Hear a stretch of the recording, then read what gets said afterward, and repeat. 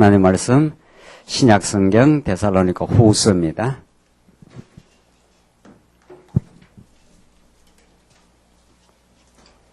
차이신 줄 알고 봉독 드리겠습니다. 데살로니가 후서 1장 1절입니다. 바울과 실로아노와 디모데는 하나님 우리 아버지와 주 예수 그리스도 안에 있는 데살로니가인의 교회에게 편지를 쓴다. 하나님 우리 아버지와 주 예수 그리스도로부터 오는 은혜와 평강이 너희에게 있을지어다.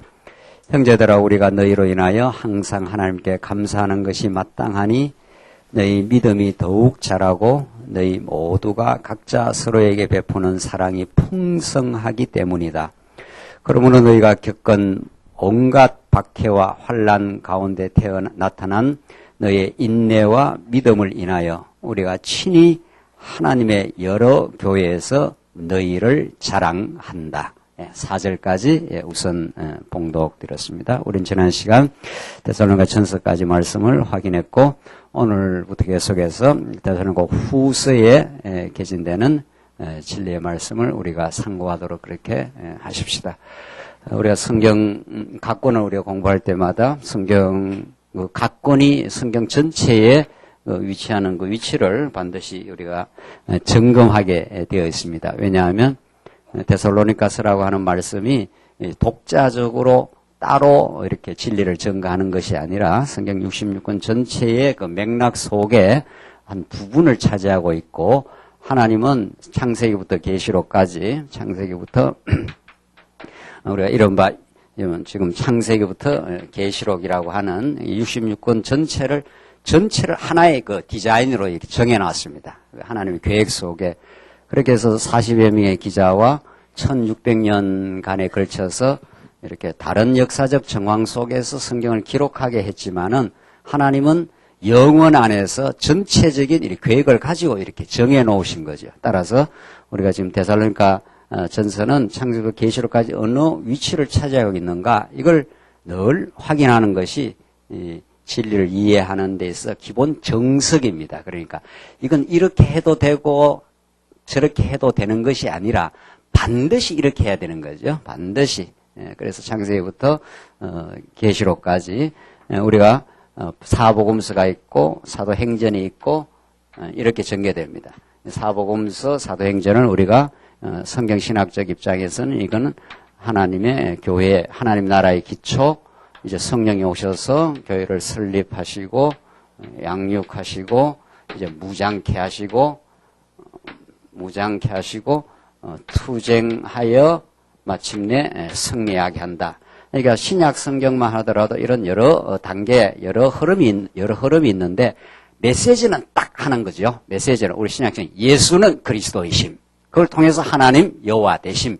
메시지는 하나인데 이제 왜 이런 여러 단계 혹은 흐름을 이렇게 주셨는가 하면은 이것은 우리에게 진리를 잘 깨달을 수 있도록, 또 우리가 하나님의 교회가 기초가 놓여지고 예수는 그리스도로 직접 구약의 언약대로 성취자로 오신 예수가 교회의 기초가 된 거죠. 그래서 그 기초 위에 성령이 오셔서 하나님의 능력으로 오직 성령께서 오셔서 너희가 땅끝까지 복음의 정인이 되리라. 그러니까 정인이 가는 곳에 교회가 서는 거니까 복음이 전파돼야 이제 하나님의 나라, 교회가 세워지는 거니까 그렇게 해서 설립하는 것도 하나님의 능력과 은혜로.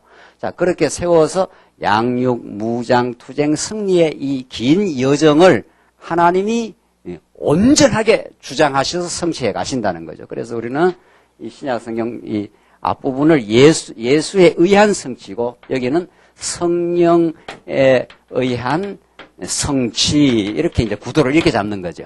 요 부분에, 자, 우리가 이제 이미 이건 알고 있는 거니까 지금 이제 양육 점점 자라게 할 뿐 아니라 강하게 무장을 시켜간다. 왜냐하면 이 교회, 우리 삶의 현실이라는 것은 말할 수 없는 영적 전쟁터입니다, 이게.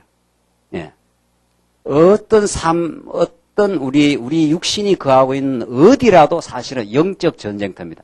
그게 가정이든 직장이든 조직교회, 오늘 우리 유형교회인 이 교회든 이게 전부 영적 전쟁터란 말이죠. 그 말은 끊임없이 사단의 권세가 유대주의, 세속주의, 적그리스도의 그 방편을 통해서 우리를 공격해 들어오고 있는 거죠. 교회 안에도 언제든지 세속주의가 공격해 들어올 수 있는 거죠. 교회를 복음의 말씀에 의해서만 세워져 가는 건지, 그러면 세속적인 힘을 동원해서 교회를 세우는 건지는 언제나 교회에서 우리가 분별하고 싸우고 우리가 깨달아가고 우리가 또 순수하게 하려고 노력하고 하는 그런 과정 중에 있는 거죠. 그러니까 어떻게 보면 조직교회가 더 사단의 도전이 많은 겁니다. 오히려 세상에서는 이미 사단이 다 무장 해제를 다 시켜놔버린 거고, 교회 안에 얼마든지 우리의 도전이 있는 겁니다. 그래서 하나님께서 전신갑주를 입혀서 무장케 하시는 거죠. 성령께서 그걸 무장케 하도록 성취해 가는다 이 말이죠. 그래서 그 무장 자체가 진리, 그다음 생활, 그다음 체제 이렇게 되는 거죠. 우리 오늘 공부하는 이 데살로니가 말씀은 생활 무장 가운데 마지막 빌립보스가 복음에 합당한 생활, 그다음에 굳은 믿음의 생활, 골로새서, 그다음에 거룩한 생활 이렇게 됩니다. 하나님께서 무장을 시키는데 오늘 데살로니가 전후서는 빌립보스는 복음에 합당한 생활이고 그다음에 굳은 믿음의 생활, 강하게 이제 세운다는 거죠. 그렇게 하나님께서 세우시고 마지막에는 거룩한 생활로 무장케 하셔서 투쟁해야 하는 거죠. 그러니까 진리 이론으로만 무장시키는 게 아니다. 진리라는 게 가장 중요한 거죠. 이게 기관차니까 쾅쾅쾅쾅 우리가 교회가 전진하는 기관차니까 이게. 그러나 이 기관차가 제대로 앞으로 전진하면 제대로 우리에게 깨달음이 자꾸 이어지면은 그 진리가 내면화되고 인격화되고 부단한 연단을 통해서 우리가 점점 성숙해가는 생활 무장이 이루어지지 않겠나요? 그렇게 해서 체제 무장으로 전진케 한다는 거죠. 그러니까 이게 기초로부터 승리까지 요 무장 요 맥락에서만 해도 얼마나 이게 하나님이 이렇게 치밀하게 우리를 인도하고 섭리해 간다는 걸 우리가 알 수 있는 거죠. 그러니까 우리는 지금 요 맥락을 지금 공부를 하고 있는 겁니다. 그러니까 이미 이건 이제 기본적으로 우리가 알고 있잖아요. 이제 지금은 적어도 신학원에 있는 우리 성도님들은 이걸 몰라서 있는 건 아니잖아요. 우리가 이제 기본을 딱 잡기 위해서 이제 본문을 들어가기 위해서 이렇게 딱 전체를 구도를 잡는 건데 이걸 많이 이제 생각할 이유가 있는 겁니다. 이제는 뭐 이런 말씀을 몰라갖고 그냥 이렇게 말씀을 듣는 게 아니잖아요. 여기 혹시 새신자가 와 계시면 성경이 이렇게 돼 있냐 하고 놀라고 하겠지만은 이건 이미 아는 거란 말이에요. 그럼 왜 이런 공부를 다시 이렇게 반복적으로 공부를 하느냐? 이제 이미 아는 것을 지금 우리 생활 이 부분을 특히 공부를 하고 있는데 생활 무장.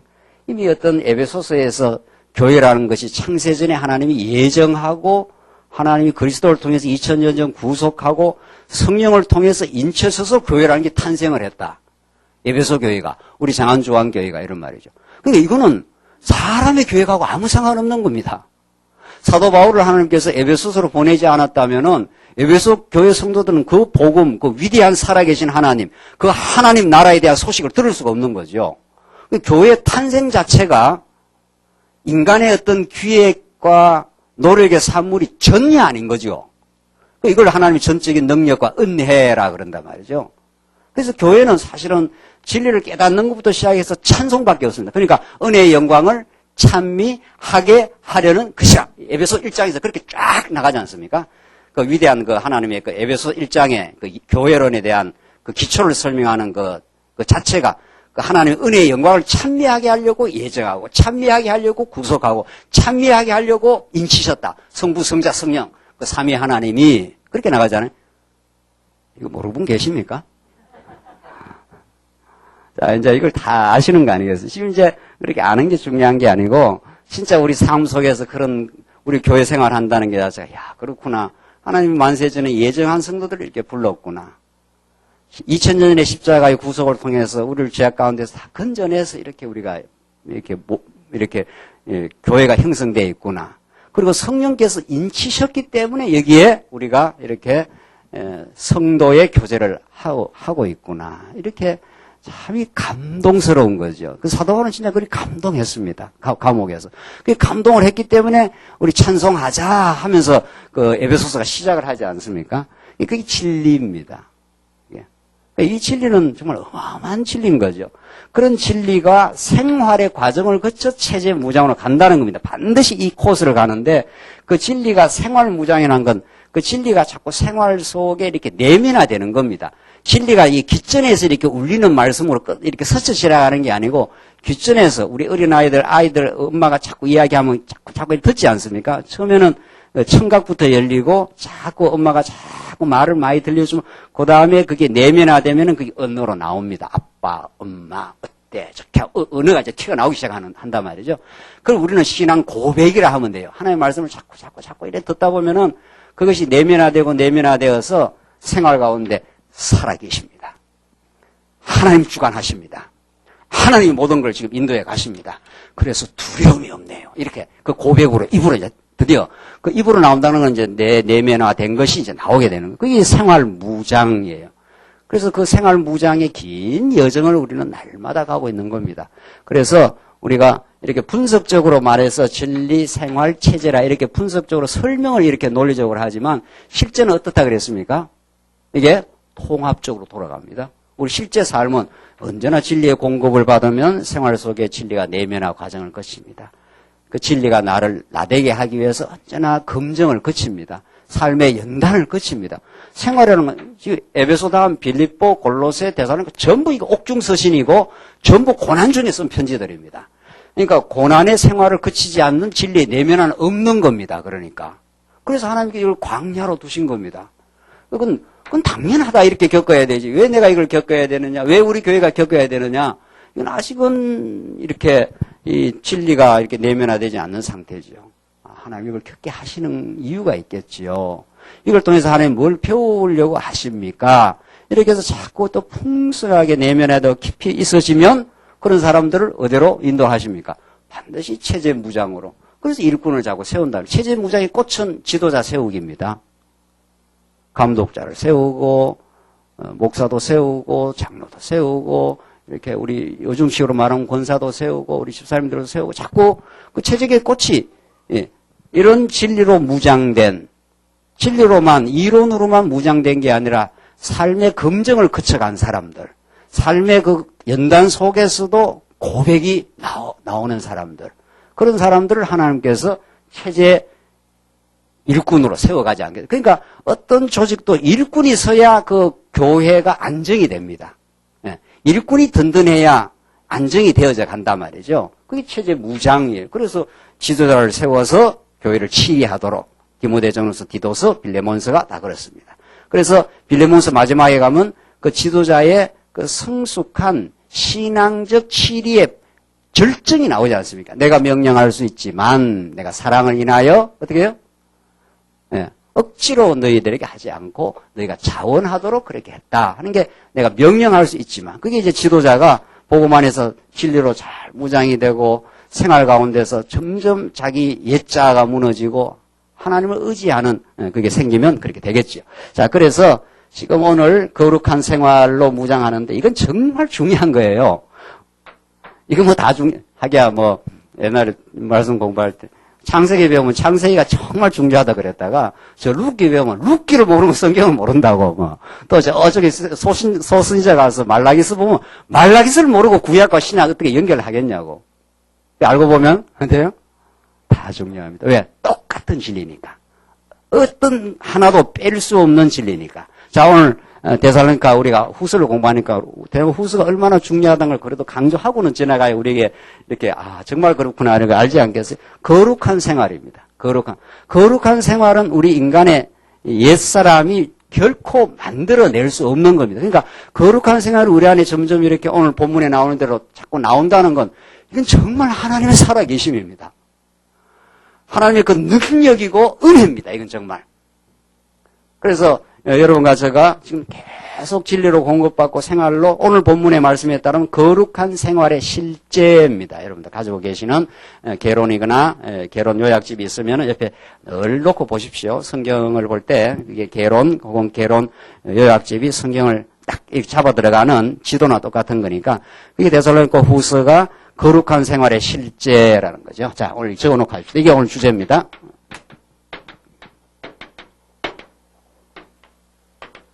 자, 이제 여기서 이 말도 말할 수 없이 이걸 우리가 이제 의미 해명을 해야 되고, 또 중요한 것은 또 실제예요. 이미 생활무장에 들어와서는 이론적인 이야기만 하고 있는 게 아닙니다. 이미 이론이 내면화돼 가는 과정이 실제이기 때문에, 아하, 진짜 하나님의 언약대로 하시는 거구나. 언약대로 오늘 오전 시간 경건했더도 하나님의 언약 자손을 번창케 하시려면 범죄를 승리를 하시는 거구나. 그러니까 여러분과 제가 범죄 가운데 들어와 있는 겁니다. 죄악 가운데. 그렇게 하고 우리 죄가 폭로당하고 그리스도 안에서 사죄함을 얻어 자손이 번창되듯이 그렇게 된다는 거죠. 그래서 우리가 자손이 번창되는 것이 하나님 나라가 이루어져 가는 과정인데, 우리 교회가 성장해 가는 과정인데, 우리는 교회에서 자랑할 수가 없는 겁니다. 왜? 우리는 다 어떤 존재들이었으니까. 하나님의 언약대로 죄인이 된 존재들이니까. 그 죄인 존재라 우리 삶을 거쳐보면은 죄인이 자꾸 폭로가 돼요. 살아보면은. 그게, 우리가 오전에 공부했던, 언약 자손의 번창 가운데, 범죄, 시험, 사죄, 이게 오늘 공부한 내용이란 말이죠. 형들이 범죄하지 않습니까? 그래서 팔려가요. 나중에 총리가 되어서 오히려 총리된 요셉이 형들을 어떻게 합니까? 거꾸로 시험을 해 들어가지 않습니까?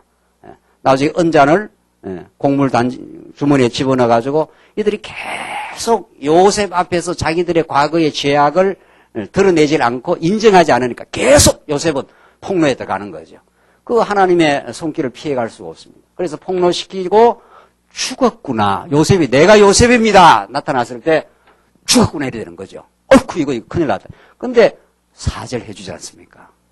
이게 하나님의 언약성취의 프로그램이란 말이죠. 요 그대로 갑니다. 요 그대로. 자, 요 그대로 이제 하나님께서 인도하면서 하나님이 어떤 분이라 여호와라 하는 것을 이제 보여주시는 것처럼 우리 신약도 그대로입니다. 그대로. 신약 우리 시대에 떠도 우리가 죄인으로 범죄한 인생으로 이렇게 만납니다. 그래서 우리가 교회 생활, 가정 생활 다 해보면은 자꾸 우리 어리석음이 노출이 됩니다.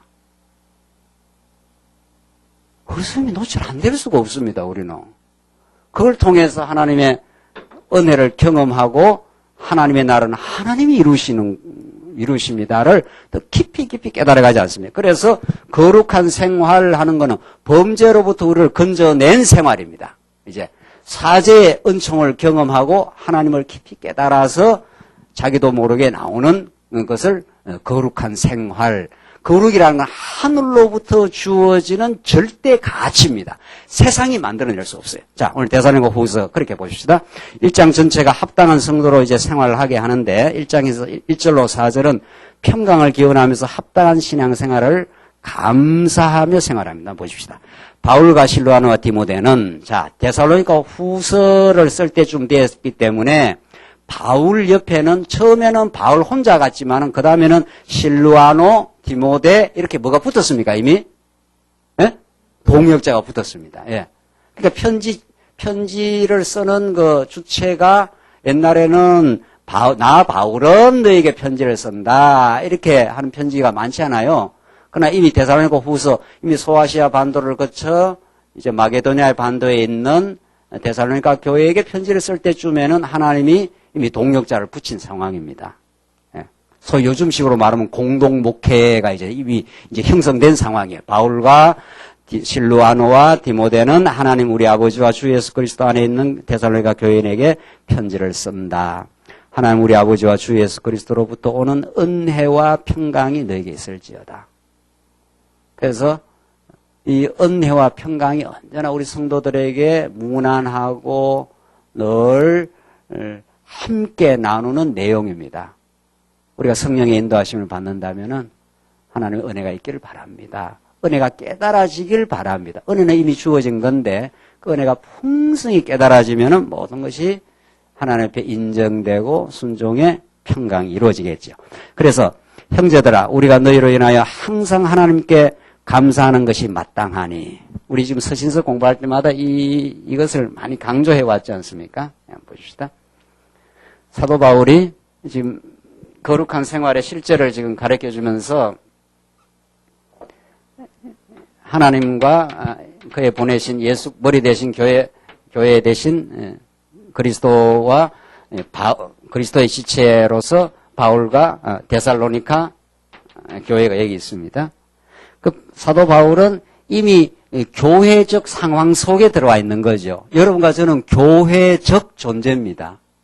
이렇게 개체적 존재가 아닙니다. 우리는. 그러니까 서구의 사상의 가장 문제점이 개인주의거든요. 지금 서구의 그 사상의 기저가 개인주의입니다. 그 사람들은 인간의 자율성을 강조하고, 나와 너가 독립적인 개체다 하는 것이 아주 강조되어 있습니다. 그게 서구 인본주의 철학의 그 밑바탕에 그래 되어 있습니다. 그러나 우리는 그렇지 않습니다. 그 인간관이 달라요. 우리 하나님을 바르게 알면. 우리는 하나님을 알고 그리스도 안에 우리가 지체로 존재하기 때문에 우리는 개인주의가 아니고 교회주의입니다. 그리스도의 지체로서 존재하기 때문에 이 바울의 삶은 지체와의 관련 속에 자기를 규정을 합니다. 지체와의 관련 속에 삶의 행복이 있는 거고 삶의 또 고난도 물론 있는 거고 그래서 여러분과 저는 우리 자신을 바라볼 때 하나님 앞에서의 물론 우리가 단독자로 하나님과 대면하는 그런 모습이 본질적으로 있긴 하지만은 이미 그와 더불어 지체적 존재입니다. 그러니까 바울은 어떻게 감사가 넘치는가 하면 우리가 너희로 인하여 항상 하나님께 감사하는 것이 마땅한 이렇게 돼 있어요. 그러니까 바울이 본질적으로는 하나님과 예수 그리스도의 그 놀라운 선택과 언약 속에서 하나님의 자녀가 된 거 아닙니까? 다메섹으로 교회를 핍박하려고 달려가는 아주 강팍한 아주 사도 바울이 하나님의 놀라운 선택으로 하나님의 자녀가 됐다는 그 본질적인 기쁨이 물론 있죠. 그게 없는 건 아니고. 그런데 바울의 그 후의 삶은 이미 교회적 존재입니다. 사도 바울이 복음을 깨닫고 다메섹 도상에서 깨닫고 나서 예루살렘으로 또 안디옥으로 소아시아 반도로 에베소로 오늘 데살로니가서로 갈 때마다 전부 지체를 하나님께서 만나게 하는 거죠. 하나님이 예비하신 하나님의 자녀가 있는 그 곳으로 바울의 발걸음을 계속 인도해 가는 거죠. 바울만 그런 게 아닙니다. 바울만 그런 게 아니고 여러분과 저의 삶 자체가 바울과 아주 원리적으로 동일합니다. 우리가 꼭 무슨 해외를 나가서 선교를 안 해도 바울은 특별한 하나님의 그 작전 가운데 그렇게 했지만은 여러분 오늘 이렇게 교회로 찾아오는 것 자체가 이렇게 바울이 데살로니가 교회를 그리워하고 데살로니가 교회 성도를 통해서 마음에 감사가 있는 그런 교회적 존재인 거죠. 그렇게 되어 있습니다. 우리 존재 자체가. 그래서 우리가 하나님을 믿는다 혹은 예수 그리스도를 머리로 삼고 살아간다 하는 것 자체가 교회적 존재로 되어 있기 때문에 그 감사의 풍성함도 지체와의 관계를 통해서 생기는 겁니다. 또 때로는 지체와의 관계를 통해서 마음의 시련도 있는 거고 물론. 그래서 지금 그렇게 되어 있는 거죠. 우리가 너희를 인하여 항상 하나님께 감사하는 것이 마땅하니 너희 믿음이 더욱 자라고 너희 모두가 각자 서로에게 베푸는 사랑이 풍성하기 때문이다. 너희 모두 각자 서로에게 베푸는 사랑 했지 않습니까? 사랑은 오래 참고 사랑은 온유하며 사랑은 자기 유익을 구치지 아니하며 사랑은 시기하지 않고 투기하지 아니하며 사랑은 자랑하지 아니하며 이런 것들이 하나님께서 복음을 깨닫고 바울에게 자꾸 이제 주니까 바울이 그 복음을 전한 거 아니에요. 그러니까 이 성도들 안에도 그런 게 자꾸 이제 생겨나고 있는 거죠. 그런 소식을 들으니 참 감사한다 이렇게 했지 않았습니까? 감사의 내용이에요. 감사의 내용이 성도들이 복음 안에서 점점 풍성하게 그 복음을 누리고 있는 것 이것이 바울의 그 감사의 내용 아닙니까? 이걸 우리는 거룩한 뭐라 그럽니까? 생활의 뭐라 그럽니까? 실제라 그렇게 말합니다. 그러니까 내 안에 거룩한 생활의 실제가 이루어져 가느냐 이게 이제 성령께서 하시는 일이에요. 그 구체적인 거룩한 생활의 실제가 점점 이루어져 가느냐는 여러분의 그 지체와의 관계를 이렇게 설정을 해보면 되는 겁니다. 아, 내가 지체를 통해서 늘 감사가 넘치는 건지, 지체가 믿음 안에서 이렇게 자라고 있는 것을 참으로 귀하게 보는 건지, 그게 여러분과 저의 거룩한 실제입니다. 자, 보십시오. 다시 한번 이 원리로 돌아가 봅시다. 이걸 이해하려면은 예수님께서 이게 이제 교회가 이렇게 양육되고 무장되고 자꾸 이렇게 성장해 가는 거 아니겠어요? 이게 이게 사도 바울이 이렇게 만들었겠냐 말이죠. 그렇지 않아요. 그래서 우리는 언약을 그렇게도 강조하는 건데 예수님께서 마태복음에서 이미 내가 너 반석 위에 교회를 세우리니 교회 음부의 권세가 결코 너희를 이기지 못할 것이다. 그래서 예수님께서 이미 마태복음 안에서 앞으로의 교회가 어떻게 세워져 갈 걸 언약을 했어요, 이미. 내가 반석 위에다가 교회를, 그 진리의 반석 위에 교회를 세우리니, 세운다는 건 세워서 점점 강하게 이렇게 무장되어 갈 것이니, 아무도 음부의 권세가 그것을 무너뜨릴 수 없어. 이렇게 예수님이 언약을 했다고요, 언약을. 그러니까 교회는 좀 과정에 흔들리긴 해도 결코 무너지지 않아요. 그 신령한 교회는. 자, 그러니까 사도 복음에 합당한 생활, 굳은 믿음의 생활, 굳은 믿음의 생활은 굳지 않은 게 전제가 되어 있잖아요. 굳지 않으니까 하나님께서 자꾸 골로새서를 써서 더 굳은 믿음의 생활로 인도하고, 거룩한 생활의 실제라는 거는 이전에는 데살로니가 성도들이 거룩한 생활이 없었다 이런 뜻입니다. 그러니까 하나님께서 거룩한 생활로 인도를 하시는 거지. 성령에서 성취를 해가리잖아요. 그러니까 예수님도 언약하셨죠. 예수님 마지막에 사도행전 1장에서 다시 또 언약을 하지 않습니까? 이 언약이 또 반복돼요. 성령이 오시면 너희가 권능을 받고 땅끝까지 이르러 복음의 증인이 된다. 그리고 내가 반드시 어떻게 해요? 다시 온다. 이게 또 언약이에요.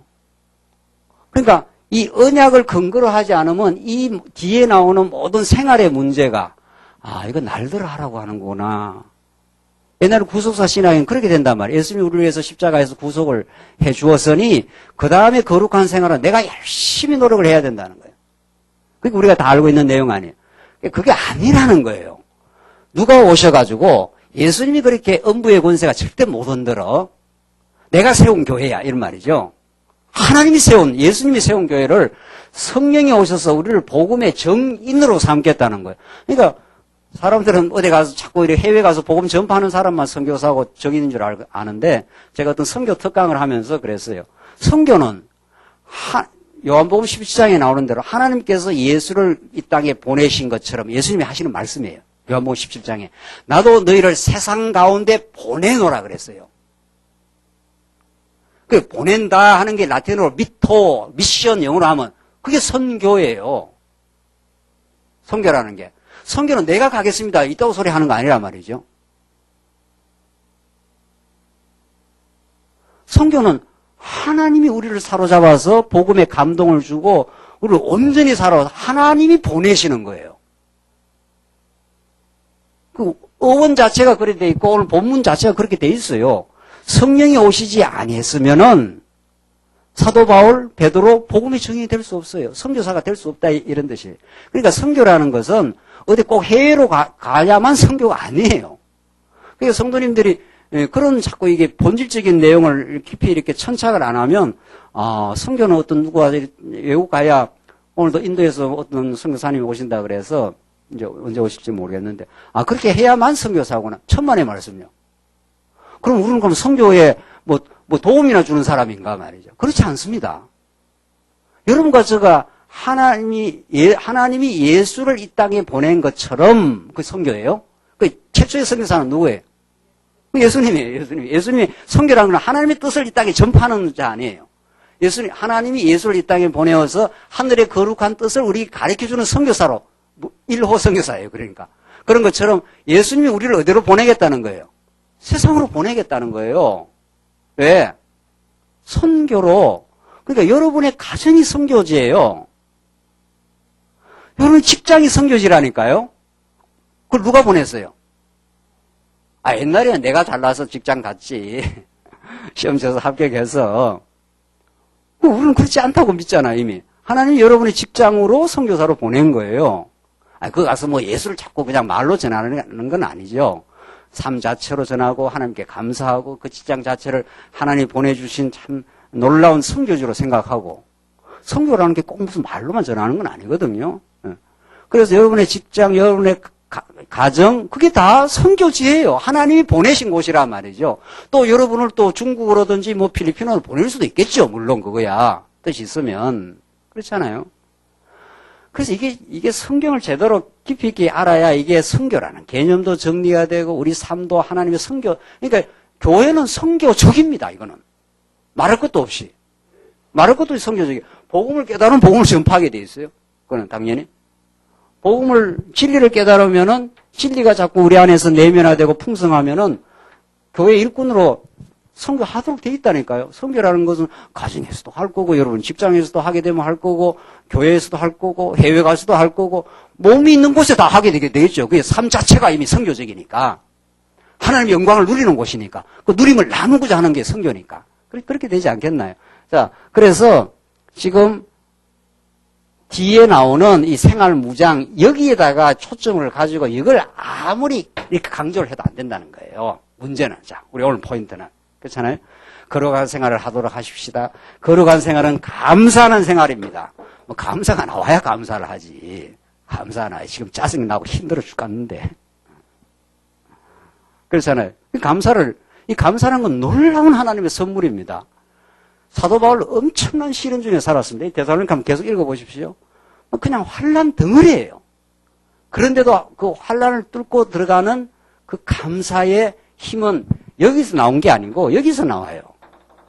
여기서 나오고 창세전에 하나님이 그 영원한 하나님의 계획과 작전과 그 하나님의 살아계심을 언약의 방식으로 구약에 무수히 보여주시고 예수님이 또 언약하시고 성령께서 또 언약을 하셔서 내가 너희를 복음의 증인을 삼아버리겠다 이런 뜻이에요.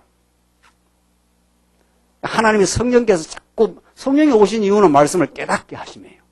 내가 너희에게 기억나고 생각나고 깨닫게 해주겠다고 예수님이 요한복음에서 계속 약속했지 않았습니까? 그러니까 여러분과 저에게 자꾸 말씀이 공급이 되면은 오늘의 현실을 말씀으로 드디어 해석을 해내요. 맞아. 내가 이 고난의 여정이 복음의 증인으로 만들어가는 과정이지.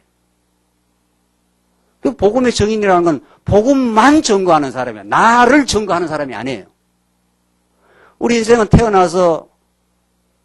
태어날 때 이제 아담이 타락했기 때문에 그 타락을 그대로 잉태해서 죄인의 몸으로 잉태됐기 때문에 인간 자체가 자기 영광이에요. 자기 영광 추구, 자기 영광 챙기기예요. 인간은 그래 돼 있다니까 너나 할 거 없이. 그러면 복음의 증인이 아니죠. 나의 증인이죠. 내가 뭘 만들어 내가 무슨 일을 많이 하고 이렇게 저렇게 하면 그게 다 자기 영광이 되는 거 아닙니까? 그리고 우리가 그래서 돈 부리고 그래서 가정생활하고 그래서 직장하고 다 하는데 그걸 하나님께서 예자를 십자가에 못 박아버리고 성령께서는 복음의 증인으로 살겠다는 거. 우리 모두가 복음의 증인, 하나님 보내시는 선교사 이런 거죠. 그 사람은 하나님의 영광만을 노래하는 자예요. 사나 죽으나 이제 주의 영광만을 위해서. 그렇게 하나님께서 그게 생활무장이에요. 그게 거룩한 생활의 실제가 나온다는 거예요. 그런 복음을 깨달으면은 나는 고난과 여러 가지 어려운 가운데 있지만 우리 복음을 전해줬던 데살로니가 성도들이 참 기쁨으로 살아가는 것 자체가 너희들의 믿음이 자라고 나오잖아요. 너희 각자가 모두가 서로에게 베푸는 사랑이 풍성하기 때문이다. 이걸 도대체 누가 만들어줬냐 말이죠. 무엇이 이런 데살로니가 성도들에게 믿음이 자라도록, 믿음이 자란다는 건 자기를 자꾸 포기하도록 이런 말입니다. 그래서 믿음이 자라니까 마음에 평강이 있는 거죠. 하나님이 하시지. 하나님이 이를 통해서 더 합력해서 반드시 선을 이루고야 마시지. 이게 믿음이에요. 그 하나님이 바라는 것의 실상 아닙니까? 믿음은 보지 못하는 것 증거에 바라는 것의 실상. 그걸 우리는 바라요. 하나님 나라를. 우리 안에서 하나님 나라를 지금 이루고 계셔요.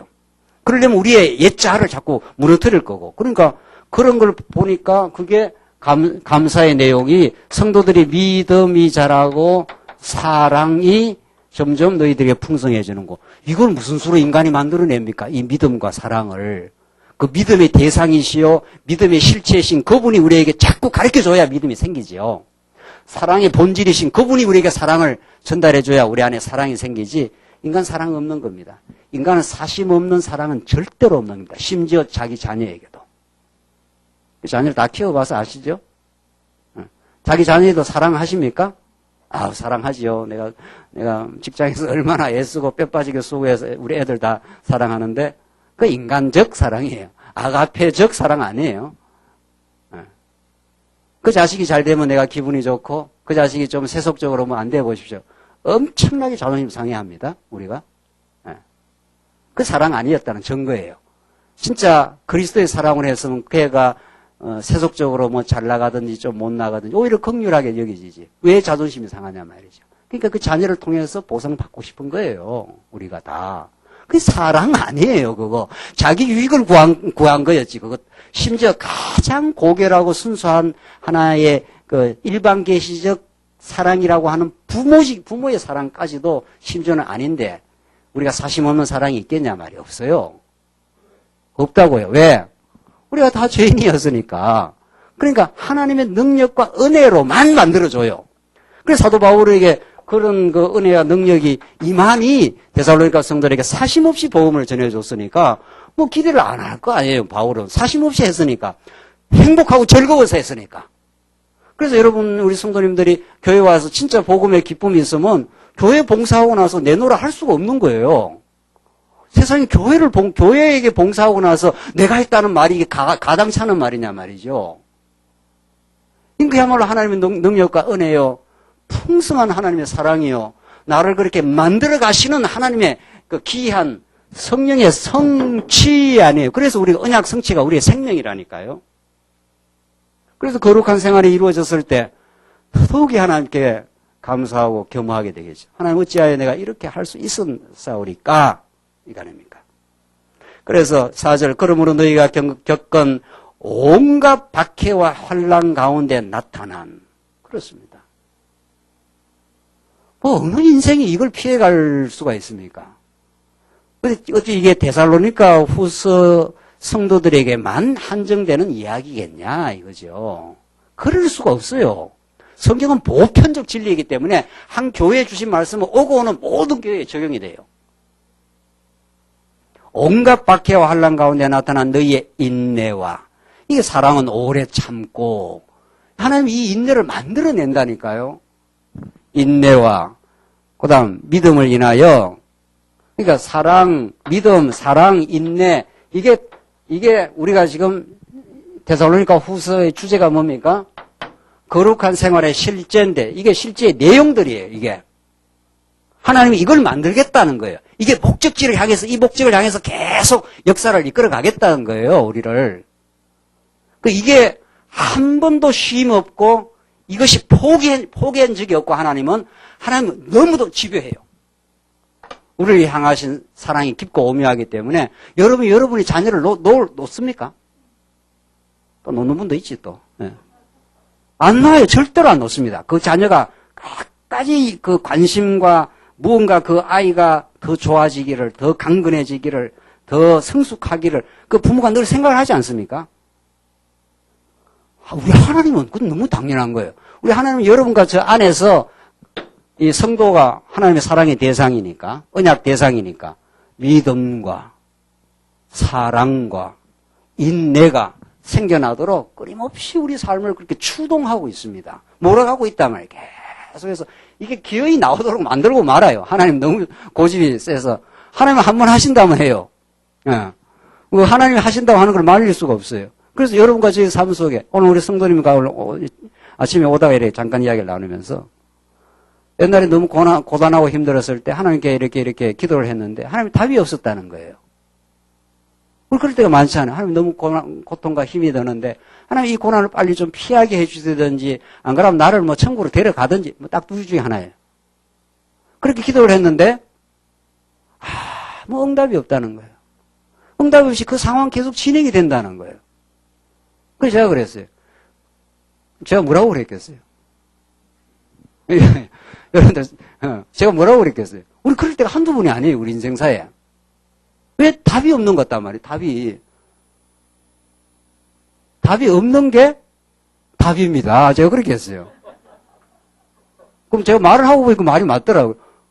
그게 답이에요. 왜 하나님이 답을 안 주겠어요? 계속 그 답 안 하는 게 답이에요. 그걸 끌고 가겠다는 거예요. 뭐가 나오기까지. 믿음의 반대가 뭡니까? 불신앙이니까. 우리는 다 불신앙합니다. 하나님 잘 안 믿습니다, 우리.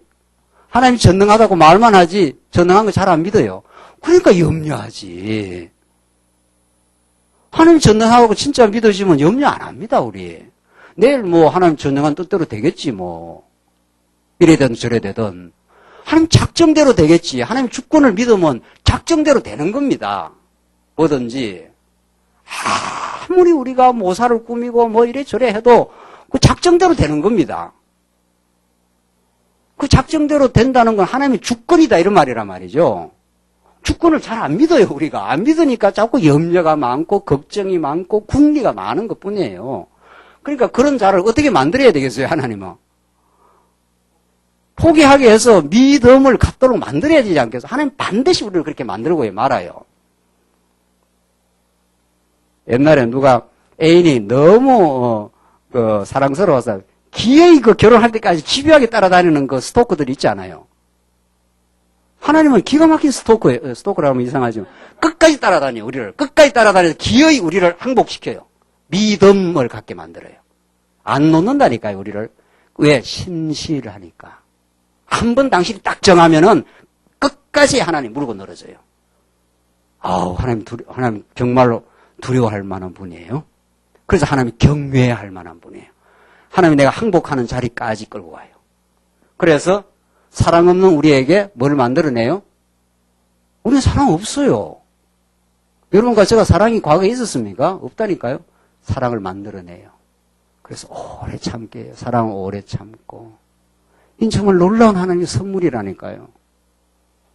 사랑은 투기하지 아니하며 사랑은 자랑치 아니하며. 왜? 하나님으로 너무 큰 사랑이 생겼으니 자랑 안 하게 되겠죠. 그래서 인내라는 이 기가 막힌 그리스도의 열매를 만들어내요. 그래서 사도 바울은 그걸 참 그런 너희 인내와 믿음을 인하여 우리가 친히 하나님의 여러 교회에서 너희를 자랑한다. 이게 진짜 자랑이죠. 이게 그리스도가 만들어내는 열매니까 십자가를 자랑하고 그리스도를 자랑하는 거죠, 지금. 그분이 너희에게 이런 놀라운 정말 복된 삶을, 거룩한 삶을 지금 만들어내고 있다. 이것은 하나님의 공의로운 심판의 표며 너희로 하나님 나라에 합당한 자로 여기심을 얻게 하려는 것이니 이를 위하여 너희가 어떻게 해요? 고난을 당하고 있다. 그래서 우리가 고난이 올 때 이걸 이상히 여기지 말라. 이 고난이 올 때 하나님이 나를 깎아내시고 믿음과 사랑과 인내를 만들어내고 있는 과정이라고 우리가 정말 믿어지는 게 중요하잖아요. 데살로니가 교회가 그랬습니다. 6절 하나님의 공의는 너희에게 환난을 받게 하는 자들에게 환난으로 갚으시고 하나님 공의가 반드시 지금 나타나는 게 아니고 종말론적으로 나타난다. 어거스틴이 유명한 말을 했어요. 지금 자꾸 악한 자를 심판해버리면 종말 때 심판할 게 없지 않느냐. 어거스틴이 그렇게 말했어요. 그 참 말이 되는 말이에요. 지금 악한 자를 막 적각 하나님 심판을 해보면 딱 좋겠는데 하나님 그렇게 안 하고 다 모아놨다가 언제 한다고요? 예수님 다시 철장권세 가지고 오실 때 그때 철장권세로 질그릇 때려 부수듯이 때려 부숴주겠다는 거예요. 지금 우리가 환난의 시간이라는 거예요. 지금 교회는 고난의 시간이라는 거예요. 그걸 통해서 하나님을 배워가고 있는 거죠.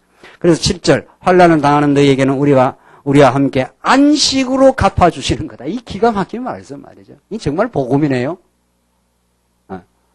아니, 환난을 당하는데 안식으로 갚아주겠다니 이게 우리의 그 이성적이고 합리적이고 상식적으로는 너무도 안 맞는 말이에요. 안식이라는 건 환난이 없어야 안식 아니에요. 우리가 바라는 바, 기대하는 바 그렇잖아요. 좀 환난이 없는 거. 근데 하나님은 환난 중에 안식으로 갚아주겠다는 거예요. 이걸 구약적 표현을 쓰면 피난처, 망대. 하나님 우리의 피난처요, 우리의 망대시요, 우리의 산성이시요. 시편의 기자들이 다 그걸 노래합니다. 왜? 언약 자손들이 겪어가는 환난이 심대하고 어려웠으니까. 그러니까 다윗이 자꾸 하나님께 피신해 갈 수밖에 없는 거죠. 그러니까 피난처가 되는 거죠. 피난처는 난리가 있어야 피난처가 성립이 되지 않습니까? 자, 이 안식이라는 게 얼마나 중요한 이 개념 중에 하나인가 하면은 성경에 이 안식이라는 게 우리 창세기에서 1장 28절에서 창세기 1장 28절에서 이게 3대 언약이 있지 않습니까? 이 성경을 보는데 가장 중요한 이 3대 언약이라는 게 이게 하나님 나라를 뜻하잖아요. 자손 땅 통치가 하나님 나라를 하나님이 이루어 주겠다 이런 뜻이에요. 6일 창조를 딱 하고 하나님이 3대 언약을, 유리창조는 언약의 수립의 준비 과정이니까. 그래서 하나님이 이 어마어마한 이 우주를 딱 창조해 놓고 그 6일 창조는 하나님의 신령한 하나님의 나라를 세우기 위한 바탕이라는 거예요. 그러니까 이 세상 사람들은 이 세상이 대단한 걸로 생각하지만 우리 언약 백성, 택한 백성에는 이 세상이 대단한 게 세상 가운데 세우시는 뭐가 대단한 거예요? 하나님 나라가 대단한 거예요. 이 나라를 통해서 하나님의 영광이 드러나고 있는 거니까. 그렇게 말해놓고 나서 이 6일 창조 아닙니까? 그렇잖아요? 6일 창조 마지막에 하나님 나라를 3대 언약으로 딱 세우죠. 그리고 7일째가 뭐예요? 7일째가. 그날을 복주어 어떻게 해요? 하나님이 쉬셨으니 안식하셨으니 그날을 복주어 어떻게 해요? 거룩하게 하셨다고 그러잖아요. 그게 정확하게 맞아떨어지는 거예요. 이게 구약과 신약이 정확하게 맞아떨어져요. 지금 우리가 뭘 공부하고 있습니까? 지금 에? 거룩한 생활의 실제, 하나님이 거룩한 생활의 실제를 만들어 주겠다는 거 아니에요. 언약했으니까. 그 거룩한 내용이 뭐라는 거예요? 환난 중에 뭐를 주시겠다는 거예요? 안식을 주시겠다. 안식이라는 건 피조물의 원래 제자리로 돌아감 이런 뜻이에요. 원래 뜻이에요. 사바트 하는 게. 제가 제 원래 자리로 돌아가면 편안합니다. 그 복음서에 잘 나와요. 주인도 아닌 게 주인 자리에 떡 앉아 있으면 진짜 주인이 나타나면 어떻게 해요?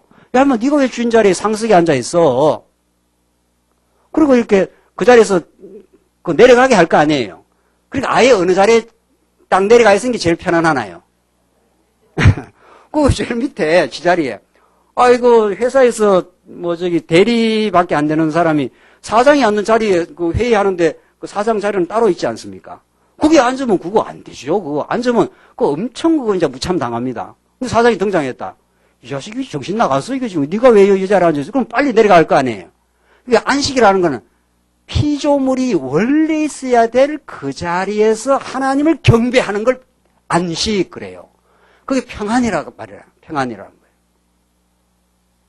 그래서 이 안식은 이거 거룩한 건데 그게 거룩한 생활인데 이건 언약 성취에 하나님이 전가 안 되면 이게 이루어질 수가 없어요. 그러니까 하나님 나라의 뚜렷한 특징이 뭐라고요? 안식이에요. 이게. 하나님 나라는 하나님이 통치자 아니에요. 자손 땅 통치를 이루시는 하나님의 그 주권과 능력이 드러나는 자리니까 그게 하나님의 능력이 드러나는 피조물은 어떻게 되는 겁니까? 자기 자리로 싹 내려가는 겁니다. 자기 자리로. 우리 교회로 말하면 지체의 자리로 내려가는 거예요. 지체는 머리가 아니기 때문에 다른 성도를 이렇게 주관하면 안 돼요. 주관하려면 자기도 머리가 아프고 그 주관을 당한 사람도 머리가 아픈 거예요. 그 교회가 평안, 안식하면 그냥 다 자기 자리로 내려가면 그냥 다 평안해져요.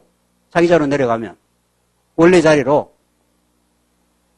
그래서 하나님 나라는 그걸 6일 창조해서 마지막에 하나님이 3대 언약을 딱 하시고 하나님이 내가 이 나라를 이루겠다 이 말 아닙니까? 그런데 그러고 나서 7일째 그날 하나님이 안식하셨더라. 뭐 하나님이 피곤해서 안식했습니까? 하나님 안 피곤해요. 하나님 피곤하지도 않는다니까요. 그럼 왜 그렇게 안식했다 그랬냐 말이에요. 그날을 복주어 어떻게 하니까? 거룩한 날이라는 하나의 상징을 가르쳐 준 거예요. 네. 내가 쉬는 것처럼 너희도 내 안에 있으면 어떻게 된다? 쉬게 된다 이 말이에요. 수고하고 무거운 짐진 자들아 어떻게? 다 어떻게 해요? 내게로 오라. 내가 너희를 편히 쉬게 해주겠다는 거 아니에요. 편히 쉬게 해주겠다는 게 남태평양 어디 보내주겠다 이런 뜻이 아니에요. 남태평양 휴양지 보내주겠다 이런 뜻이 아니고 우리 쉰다 하면은 뭐 그렇게 생각하잖아요. 직장 고달프게 신앙생활이 아니에요. 직장생활 하다가 뭐 쉬러 간다 하면은 남태평양 가는 걸 쉰다 그러잖아요. 남태평양 가도 안 쉽니다. 그 사람들은. 예수 모르는 사람들 남태평양 가도 머리 아픕니다. 왜? 자기가 하나님 노릇하니까. 쉬러 가서도 또 주관자 노릇을 또 한단 말이죠. 그래서 못 쉬어요. 인간은. 절대로 못 쉽니다. 누굴 알아야? 하나님을 알고 하나님의 언약대로 하나님이 이루시는 하나님의 나라가 그의 통치가 우리 안에 이루어질 때 그의 말씀이 깨달아질 때 아, 나는 하나님 피조물이네요. 나는 머리 대신 그리스도의 지체로서 솜니고 발이네요. 나는 그 자리에 그냥 살면 되겠네요. 그러면 그게 뭡니까? 안식이에요. 하나님 환난을 주셨네요. 환난을 잘 통과하겠습니다. 환난 속에서 내가 하나님께서 나를 무너뜨릴 거 무너뜨려서 더 안식의 세계로 인도해 가는 줄로 믿겠습니다. 그게 믿음이에요. 이게 우리 필요한 거예요. 말만 뭐 언약 성취가 아니고 그게 실제화 지금 자꾸 만들어 가셔요. 하나님은. 그걸 거룩한 생활이라 그래요. 그래서 안식이라는 것은 너무도 중요한 거룩한 생활의 징표입니다. 하나님 나라의 아주 사인이에요. 이게 사인. 하나님 나라가 이루어진다 하면 그 안에 딱 안식이 이루어져요. 그 안식은 피조물이 하나님과 같이 되는 게 아니라 피조물의 원래 자리로 복귀하는 거예요. 근데 창세기에서 타락을 했습니다. 타락을 왜 했습니까? 사단이 와서 너 이걸 따먹으면 어떻게 된다? 하나님과 같이 된다 해서 따먹었습니다. 그때부터 인간이 안식이 있습니까? 없습니까? 없어요. 절대 없습니다. 그래서 두려워서 숨고 부끄러움을 느끼고 그때부터 인간은 안절부절하는 게 인간의 모습이에요. 그런 인생을 위해서 예수님이 안식일에 주인으로 오셔서 모든 사단 권세를 십자가로 괴멸시켜버리고 부활하셔서 우리에게 참 안식의 주인이 되시는 거죠. 분명하죠? 그게 하나님의 언약 성취의 구체적인 내용이에요. 하나님 3대 언약을 세우면 하나님 나라가 강건하게 세워져. 그 하나님 나라의 특징은 안식이야. 이 안식을 너희들은 선악과를 따먹고 다 잃어버렸어. 그러나 내가 다시 안식일의 주인으로서 예수를 보내겠어. 이런 말이죠. 그게 구약의 생생한 언약의 스토리예요. 언약의 말씀이란 말이에요. 그런데 진짜 예수가 왔어. 십자가로 어둠의 역사를 괴멸시켜버리고 부활로 하나님 살아계심을 입증하고 성령을 보내셔서 지금도 여러분과 저에게 안식의 나라로 인도하기 위해서 말씀으로 깨닫게 하는 거죠, 지금. 그렇죠? 날마다 말씀으로 인도되는 성도들은 불안하고 두렵고 염려가 생기다가 하나님이 하시는 일입니다. 하나님 잘 배우겠습니다. 내가 더 풍성한 안식을 얻게 하시려고 이렇게 환난을 주시는 걸로 받아들이겠습니다. 이렇게 믿음이 생겨나지 않나. 이게 데살로니가 교회를 승리하시고 지금 환난 중에 안식을 이루어 가시는 하나님의 생생한 섭리입니다. 자, 우리는 오늘 구약과 신약 전체를 가로지르면서 지금 언약의 중요성, 언약의 내용인 하나님의 나라, 그 하나님의 나라의 특징인 안식, 이건 하나님의 선물이에요. 당신이 언약하고 당신이 성취할 하나님의 역사지. 그래서 여러분과 저에게 진짜 마음의 안식이 찾아왔을 때 하나님, 이건 세상이 얻지 못한 평안입니다. 세상이 줄 수 없는 안식입니다. 참 감사합니다. 사도 바울이 성도들의 믿음이 자라고 그 환난 중에 안식을 이루어 가실 그 하나님을 바라보고 기도하고 감사하고 그 믿음 가운데 살았습니다. 이런 하나님의 거룩한 생활을 이끌어 가시는 생생한 살아있는 섭리는 오늘도 여러분과 저에게 동일한 원리로 환난 가운데서 우리를 참 안식의 세계로 인도하시고 그분의 영광을 노래하도록 그렇게 만들고 계십니다. 그분 안에서 진정한 위로와 세임을 얻으시기 바랍니다. 기도하십시다. 자비하신 하나님 아버지 은혜를 감사합니다. 우리에게 안식이 없었습니다. 하나님 같이 되고자 하는 어리석음 때문에 우리가 얼마나 갈등하고 분민하고 염려했던지 모릅니다. 우리에게 참 안식을 주시고 하나님 살아계심을 증명해 주셔서 우리의 참된 믿음과 인내의 삶이 있게 하시옵소서. 예수님 이름으로 기도하옵나이다. 아멘.